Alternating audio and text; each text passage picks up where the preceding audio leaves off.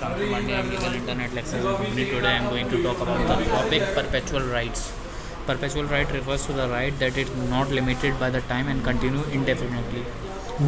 It is a concept often associated with the legal right or privilege that are granted to individual or entity without a specific expiration date or time limit.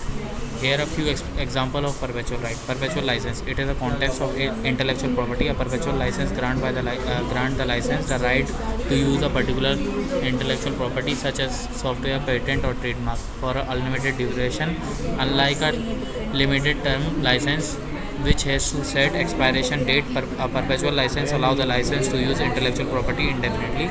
Perpetual easement. A perpetual easement is a right granted to someone to use a specific portion of another person property or a particular purpose. It could be a right of a way, access to a water source, or the right instantly utility lines. The easement is not time limited and remains ineffective as long as the condition outlined in the easement agreement are met.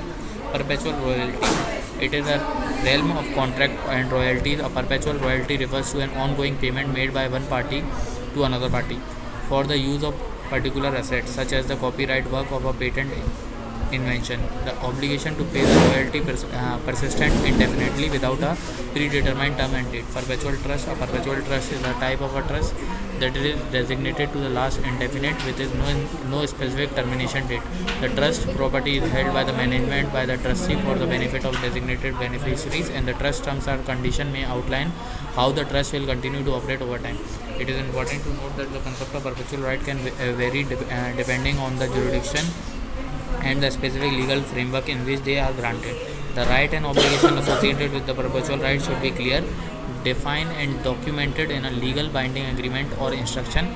If the specific concern of the question about perpetual right is a particular context, it is advisable to consult with the legal profession. Thank you. For any doubt, let me know through the comment.